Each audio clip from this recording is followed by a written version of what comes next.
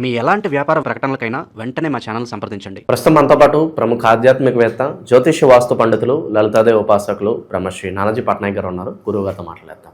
నమస్కారం గురుగారు. శ్రీమాత్రే నమః. గురుగారు, జనవరి మాసం విశేషంగా తులారాశి వాళ్ళ పరిస్థితి ఏ విధంగా ఉంటుంది? ఈ మాసం ప్రత్యేకంగా ఎటువంటి జాగ్రత్తలు తీసుకుంటే బాగుంటుంది?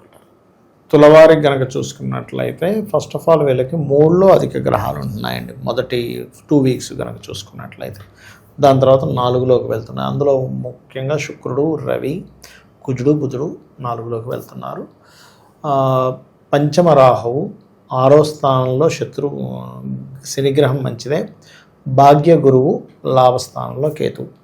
అయితే ఈ యొక్క గ్రహస్థితి వల్ల అసలు వీళ్ళకి కలిగే ఫలితాలు ఏమిటి, ఏ విషయాల పట్ల జాగ్రత్తగా ఉండాలి, ఏ దేవతారాధన చేసుకోవాలనేటువంటి విషయాలు చెప్తున్నది చూడడానికి నేనైనప్పటికీ కూడా చెప్పిస్తుంది సాక్షాత్ లలిత అమ్మవారిగా భావిస్తూ, ఇక్కడ ఎప్పుడైతే తులవారికి 3లో అధిక గ్రహాలు ఉన్నాయో కొంచెం డేర్ స్టెప్ తీసుకోవాలి, ఉన్న ప్రదేశం మారిపోవాలి, కొంచెం ఏదున్నా సరే ముక్కుసూటిగా నేను చెప్తేనే కానీ ఇక్కడ పని జరిగేటట్టు లేదు అనేటువంటి భావన వీళ్ళకి ఎక్కువగా జరుగుతూ ఉంటుంది.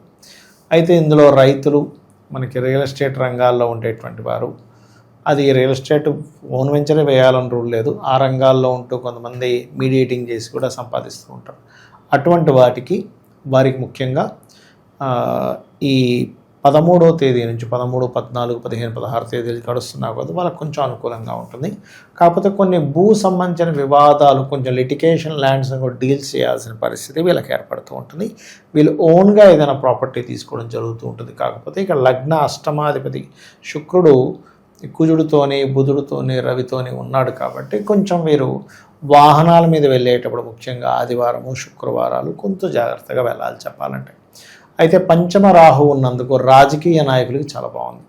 రాజకీయ నాయకులకి ముఖ్యంగా సినిమా ఫీల్డ్ రంగాల్లో ఉంటారు, కెమెరాసు, డైరెక్టర్సు, యాక్టర్సు, ఈ ఏదైనా రాత సంబంధించిన రైటర్స్ ఉంటారు, వీళ్ళకి కొత్త కొత్త అవకాశాలు వస్తాయి. రాజకీయ నాయకులు కూడా పంచమ రాహు కాబట్టి వీళ్ళు చేస్తున్న పనిని కొంచెం మీడియా ద్వారా తీసుకెళ్తూ ఉంటారో అక్కడ మంచి ఫలితాలు వస్తాయి చెప్పాలంటే. ఇక వీరికి కొంచెం ఈ మాసంలో, అంటే పర్టికులర్గా జనవరి మాసంలో కొంచెం ఈ జీవుడికి మరియు జీవిత భాగస్వామి కూడా ఉద్యోగ అవకాశాలు రావడము కొంచెం చెప్పాలంటే తులారాశి వారికి వీళ్ళిద్దరూ కలిసి, ఇద్దరి మనీతో కలిసి ఏదైనా వస్తువు కొనడం, గృహం కొనుక్కోవడం అనేటువంటి చాలా స్పష్టంగా చూపిస్తుంది. వీళ్ళు ఎక్కడైతే చదువుకుంటుంటారో లేకపోతే ఏదైనా ఉద్యోగం చేస్తుంటారో అక్కడ ఉండేటువంటి వ్యక్తులతో కొంత పరిచయమై ప్రేమ వ్యవహారాలు, పెళ్లికి వరకు కూడా దారితీస్తూ ఉంటుంది. ఇక 6లో ఉండేటువంటి శని ఏంటంటే, ఎప్పుడు కూడా 6లో శని మన కర్మ, డైలీ చేసే కర్మ ఏదైతే ఉంటుందో దాని తగ్గ ఫలితం పూర్తిగా వస్తుంది. ఒక్కోసారి మనకు చూడండి, ఇంత పని చేసామంటే రిజల్ట్ చూసి ఇంత వచ్చిందండి అంటాం. 100% ఎఫర్ట్ పెట్టాము కానీ వచ్చింది 10% వచ్చిందండి రిజల్ట్ అంటూ ఉంటాం. కానీ 6లో శని నడిచేటప్పుడు ఏమవుతుందంటే, మీరు ఎంత పర్సంటేజ్ ఎఫర్ట్ పెడతారో దానికి ఈక్వల్గా వస్తుంది. ఎప్పుడైనా గుర్తుపెట్టుకోండి. అంటే 100% పెట్టామో 100% వస్తుంది, 50% పెట్టామో 50% వస్తుంది. సో ఆ యొక్క యోగాన్ని శని భగవానుడు ఇస్తాడు చెప్పాలంటే.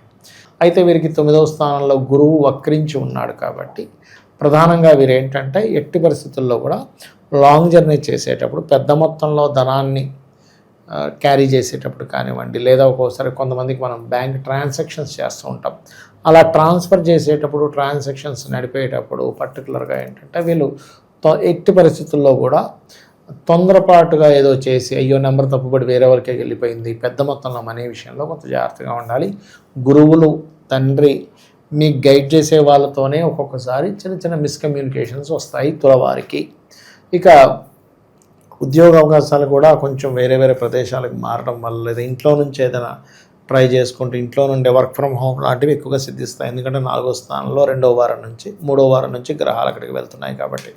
ఇందులో ఆయుర్వేదము లేనట్లయితే చూడండి, ఒక్కోసారి ఆరోగ్యానికి సంబంధించిన ఆరోగ్య సూత్రాలు, డైటీషియన్స్ కానీ, మెడికల్ రంగాల్లో ఉండేటువంటి వారికి కానీ యోగం అయితే బాగుంది. కాకపోతే వీళ్ళందరూ కొంచెం గణపతిని ఆరాధన చేసుకుంటూ వీళ్ళు కనుక ప్రయత్నం చేసినట్లయితే ఖచ్చితంగా ఇంకా బాగుంటుంది చెప్పాలంటే. అదొకటి. ఇక మరొక విషయం ఏంటంటే, ఇక్కడ ఎవరైతే విదేశాలలో ఇల్లు కట్టుకోవాలి, విదేశాలకు వెళ్ళిపోవాలన్న విద్యా సంబంధించిన గతంలో ఏమైనా బ్యాక్లాగ్స్ ఉన్నాయి, ఆ బ్యాక్లాగ్స్ రిలేటెడ్ సంబంధించినవి క్లియర్ చేసుకోవాలనుకునేటువంటి వారికి బాగుంటుంది. వీళ్ళ యొక్క జీవిత భాగస్వామికి 17వ తేదీ నుంచి కుజుడు ఉచ్చస్థానంలోకి వెళ్తున్నాడు కాబట్టి కాస్త 17 నుంచి ప్రయాణాలు, పేరు ప్రఖ్యాతలు రావడము, కొంచెం ఇంత ఒడిదొడుకులు ఉన్నా సరే ఈ స్త్రీ కానివ్వండి, పురుషుడు కానివ్వండి నిలబడగలిగారు అనేటువంటి పేరు వీళ్ళు తెచ్చుకుంటారు చెప్పాలంటే. అయితే ఇక్కడ కొంతమంది గవర్నమెంట్ పీపుల్కి క్వార్టర్స్ ఉంటాయి, గవర్నమెంట్ క్వార్టర్స్, అలాంటివి వీరికి సెకండ్ హాఫ్ అయిపోయిన తర్వాత అంటే ఆల్మోస్ట్ 17వ తేదీ నుంచి అటువంటివి 17, 15వ తేదీ నుంచి అటువంటివి ఏమైనా అలాట్ చేయడం కూడా కనబడుతుంది చెప్పాలంటే. సో బెడ్ కంఫర్ట్స్ ఎలా ఉంటాయి గురుగారు? బాగా లగ్జరీగా ఉండాలి, విలాసవంతం ఖర్చు పెట్టాలన్న ఆలోచనలు వస్తూ ఉంటాయి. అవునండి, ఖచ్చితంగా అండి. ఎందుకంటే మీరు మంచి ప్రశ్న వేశారు. ఎందుకంటే 12వ స్థానం ఈజ్ కంఫర్ట్, శుక్రుడు ఈజ్ ది కంఫర్ట్ కారకుడు. వీళ్ళకి ఎప్పుడైతే 3లో ఉండే శుక్రుడు 4లోకి వెళ్ళిపోతున్నాడో ఈ 12వ స్థానం అనేది బెడ్ కంఫర్ట్ అంటాము. శుక్రుడు ఏంటంటే నార్మల్గా లగ్జరీ, ఇప్పుడు ఒక వెహికల్ తీసుకోవాలి, ఒకటి ఎందుకు మనం పెద్దది తీసుకుందాం, మంచి బందోబస్తుగా ఉండే వెహికల్ తీసుకుందాం, లేకపోతే మంచి అంటే ఏదైనా కానీ ఆలోచన అంతా అటు వెళ్ళిపోతూ ఉంటుంది, అటువంటివి ఉంటాయి. కాకపోతే మనం ఇందాక చెప్పుకున్నట్టుగా కాస్త వాహనం మీద వెళ్ళేటప్పుడు మాత్రం అధిక వేగం అనేటువంటిది మాత్రం ఎట్టి పరిస్థితుల్లో పనికిరాదు. ఒక్కోసారి ఏమవుతుందంటే 4వ స్థానంలో పాపగ్రహాలు ఉన్నందుకు తల్లిగారితో కూడా ఒక్కోసారి ఘర్షణలు ఏర్పడుతుంటాయి. సో ఈ విషయాలు కొంచెం చూసుకుంటూ ఉండాలి. వీళ్ళు ఎక్కువగా దుర్గానామాన్ని చండీ పారాయణం చేయడం, ఎందుకంటే పంచమంలో రాహు ఉన్నాడు కదా, రాహుకి అధిష్టాన దేవత దుర్గా. ఎంత చేస్తూ ఉంటే ఏమవుద్దంటే ఇక్కడ ఊహలు అపోహలు కొన్ని ఉంటాయి. పంచమంలో రాహు నడిచేటప్పుడు ఏమవుద్దంటే జరగకపోయినా జరుగుతాదేమో అనే ఒక భయం, ఇది జరిగిన తర్వాత పరిణామాలు ఎలా ఉంటాయో అనే భయం, దాన్ని ఊహించేసుకొని నిద్రపోకుండా పిచ్చి పిచ్చి చేసేస్తుంటారు. కాబట్టి అటువంటివన్నీ పోవాలంటే ఓం దుమ్ దుర్గాయ నమః అనే మంత్రం చేసుకోవడం ఉత్తమం. గురుగారు, ఈ ఓవరాల్ 2026లో గ్రహస్థితి కాస్త ఇబ్బందికరంగా ఉంది అని అంటున్నారు. మరి ఎటువంటి పరిణామాలు జరగబోతున్నాయి అంటారు ఓవరాల్గా? యాక్చువల్గా 2025 నవంబర్ ఎండింగ్, డిసెంబర్ నుంచే ప్రారంభమైందండి గ్రహస్థితి. దీనివల్ల ఏంటంటే ఫస్ట్ ఆఫ్ ఆల్ మనకి ఎయిడ్స్ ప్రబలుతుంది బాగా, హెచ్ఐవి అనేది పెరిగిపోద్ది, బాగా విపరీతంగా పెరుగుతుంది. అది కొంచెం జాగ్రత్తగా ఉండాలి. స్త్రీ పురుషులు సాంగత్యం కలిసేటప్పుడు అది జాగ్రత్తలు తీసుకోవాలి, తప్పదు. అలాగే రెండవది ఏంటంటే గాలి ద్వారా వచ్చేటువంటి కొన్ని ఇన్ఫెక్షన్స్ రెస్పిటరీ సిస్టమ్ మీద, ఊపిరితిత్తుల మీద ప్రభావం చూపించనుంది. సడన్గా గాలివాన ఎక్కువ అవ్వడం, కొన్ని మత కల్లోహాలు ఏర్పడడం, ఒకరి మీద ఒకరు కేసులు పెట్టడం, సినిమా మూలంగా కేసులు ఏర్పడడం.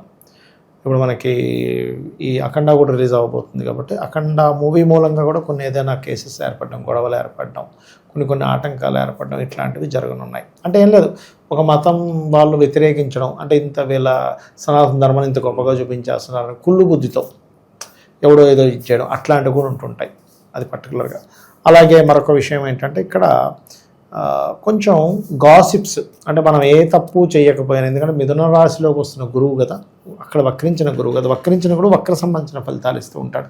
అది కాకుండా గురువు రాశుల్లో ఉండే ఈ 2 గ్రహాలు కూడా ఏం చేస్తుంటాయంటే అక్కడ మనం ఏమీ అనకపోయినా అన్నాడనే ఒక మాట రావడం, తద్వారా అనవసరమైన ఘర్షణలు, అనవసరమైన గాసిప్స్, అనవసరమైనవి. అందుకని ఏంటంటే వీలైనంత మట్టుకు రాజకీయ నాయకులు కానివ్వండి, సినిమా ఫీల్డ్కి వాళ్ళు కానివ్వండి, సమాజంలో ఒక పేరు ప్రఖ్యాతులు ఉన్న వారు కానివ్వండి, ఒక మాట మాట్లాడేటప్పుడు 1కి 4 సార్లు చూసి ఆచితూచి అడుగు వేయాలి.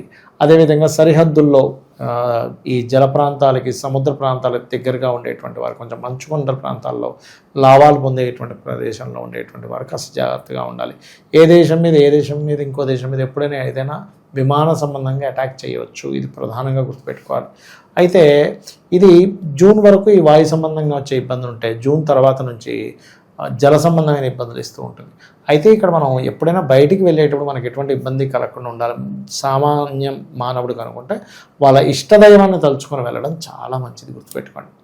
అలాగే మరొక విషయం ఏంటంటే చండీ పారాయణం, గోసేవ చేయడం, వీలైనంత మటుకు దగ్గరలో ఉండే ఆంజనేయ స్వామి కానీ, దుర్గాదేవి కానీ అమ్మవారి ఆలయాలకు వెళ్ళడం వల్ల ఎవరికి వారు రక్షింపబడతారు, అమ్మవారి అనుగ్రహంతో రక్షింపబడాలనే మనస్ఫూర్తిగా కోరుకుంటాం. ఓవరాల్గా ఈ రాశి వాళ్ళందరికీ ప్రత్యేకంగా జనవరి మాసం ఎలా ఉండిపోతుందో చాలా బాగా వివరించారు. ధన్యవాదాలు. శ్రీమాత్రే నమః.